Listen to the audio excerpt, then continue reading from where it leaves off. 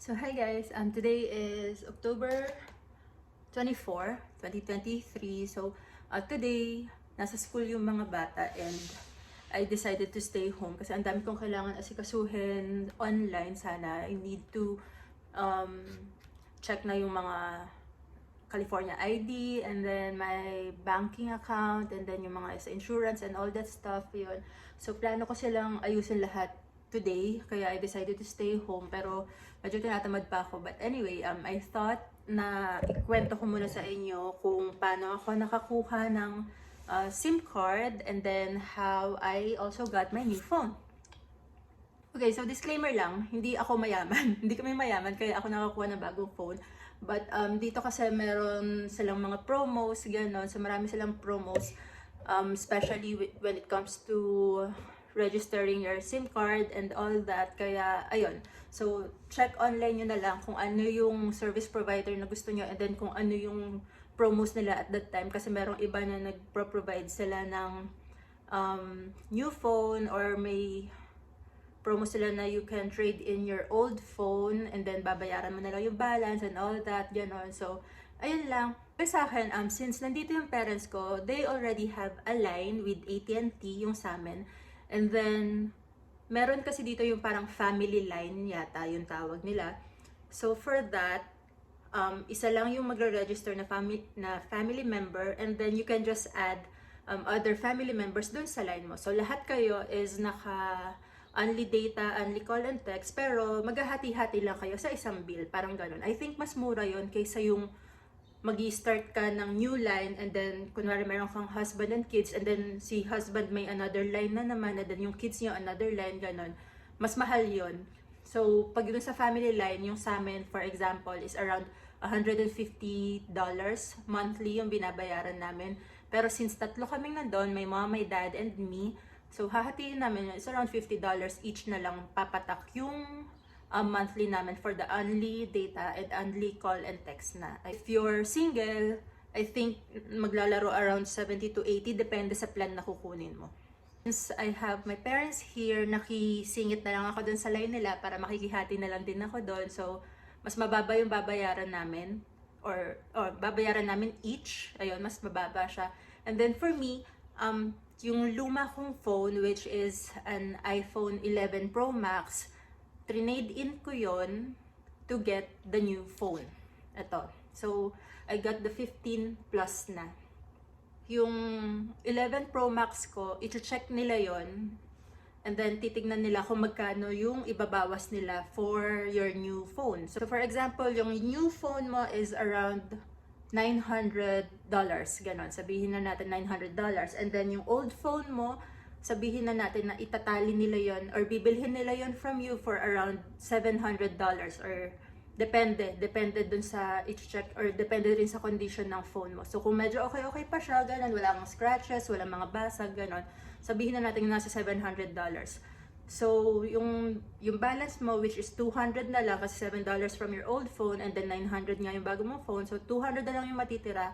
I-divide nila yung $200 na yun yung installment na babayaran mo for, I think, 1 year or 12 to 24 months, ganon. So, maliit lang yung babayaran mo aside dun sa plan mo na $50 something. So, for me, yung 11 Pro Max ko, binili nila. And then, ayun nga, pinapili ako if I wanted the 15 Plus, 15 Pro, or 15 Pro Max, gano'n. Depende kung anong phone yung gusto mo. You can get Android din kung mas prefer mo yung Samsung, gano'n, or other phones. That's fine. Depende yun sa'yo. Depende sa magiging usapan nyo. So, ayun. So, if you have an old phone na okay pa naman siya, wala siyang damages or anything, I would suggest na i-check nyo rin yung trade-in for the service provider na mapipili nyo para, makamenos kayo, and if you want a new phone, makakuha kayo ng other phone or a new phone na konti lang yung babayaran nyo. If ang gusto nyo lang is yung SIM card, habol nyo lang is yung SIM card, and ayaw nyo i-trade in yung phone nyo, that's fine din naman. Nag-jacket lang ako kasi malamig today. Pero, yung sa akin, ayun nga, 11 Pro Max yung old phone ko, and then, sa AT&T kami nag-check. So, yung sa akin, binili lang nila ng around $700 yung phone ko. Pero sabi nung pinsan ko, pag sa ibang service provider daw, nasa 1,000 yung kukunin. So, mas maliit sana yung magiging monthly ko para sa new phone. Ganun. Pero since sa AT&T nga yung parents ko, naki-under lang ako sa kanila. Which is fine din naman kasi, ayun nga, hindi rin naman ganun kalaki yung babayaran ko monthly for the new phone. So, good deal na rin. Pero, ayun nga, double check nyo na lang with other service providers kung saan yung best deal for you. Sa trade-in, which is yung ginawa ko, yung i-trade-in ko yung old phone ko to get a new phone, i-check nung associate na kausap mo yung phone mo to check yung condition, ganun, kung meron bang sira, and then bibigyan kanya ng price. So, usually, naglalaro daw yun within $400 up to $1,000 nila kukunin yung phone mo sa'yo. But I think sa mga older models ng iPhone, hindi na nila binibili. Like, yung sa mom ko meron siyang iPhone 7 pa, hindi na daw nila kinukuha yung mga ganun. So, if you have siguro mga 11 and above or 10 and above, ganun, na good condition pa, you can trade in na lang. So, ayun nga, nung nakapagbigay na ng price yung associate na kausap ko, and then we agreed on kung magkano na yung monthly ko, yung additional monthly ko for the new phone, siya yung nag-place ng order for me. So, within ilang days, isi-ship nila yung new phone to my house, and then ang mangyayari is, ita-transfer ko yung data from my old phone to my new phone, and then, yung old phone ko, ita-transfer ko na, or ipapadala ko doon sa AT&T kung saan ako kumuha nung new phone ko. So, ganun yung trade-in. I think meron akong 30 days after ko ma-receive yung new phone para pumunta or para ipadala ulit yung old phone ko doon. So, pwede rin naman na pumunta kayo doon sa mismong branch nila para ibigay yung phone mo, or if you don't know how to transfer your files from your old phones to your new phone, ganun, pwede ka magpatulong sa kanila. But for me, ayun, na-transfer ko naman na sa new phone ko. So, ipapadala ko na lang yung old phone ko sa kanila. For me, ang kinuha ko is the iPhone 15 Plus. Originally, ang gusto ko sanang kunin is the Pro or Pro Max. Pero sabi kasi nila, hindi ako masyadong nag-research kasi kung ano yung differences nila. Kasi honestly, wala naman akong plano pang magpalit ng phone. Pero ayun, na-sales stock ako ng associate doon. Tapos, ayun nga, medyo good deal din naman yung binigay niya sa akin. So, I decided to get a new phone na lang. Pero, ayun nga, for the Plus, wala tong lalagyan ng SIM card.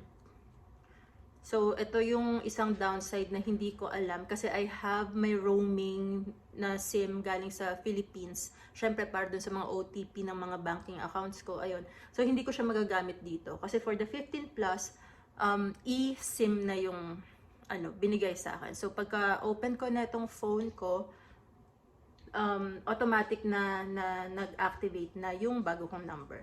Ayun nga, so pagka open ko na itong phone ko, lumabas na siya sa screen na your number, pinapili ako ng number nun sa AT&T kung ano yung gusto ko, has been activated, ganyan. Tapos, nung chinek ko, ayun, wala siyang lalagyan ng SIM card. So, yun yung isang iniisip ko pa ngayon kung paano gagawin dun sa roaming ko na SIM card kasi syempre isa lang naman yung phone ko and I need yung roaming ko nga para dun sa mga OTPs ko for the banking accounts. But if you're planning to get yung Pro line, I think dual SIM siya.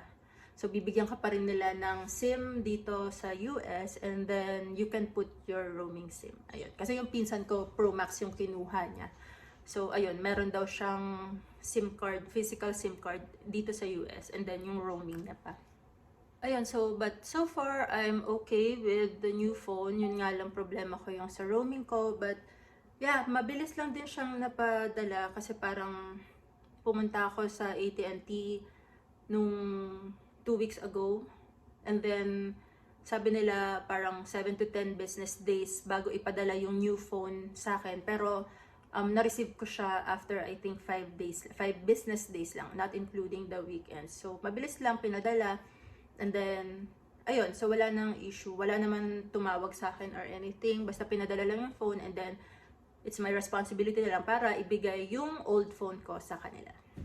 By the way, I forgot to mention na if you're going to get a new phone, you need to pay taxes pa. So, bago nila ma-place yung order, you need to pay tax in cash maliban pa yon dun sa monthly payment mo. One-time payment lang naman yata yon. So for me, nung nag-order or before nila place yung order ko for my new phone, may binayaran ako na around $95 yata in tax.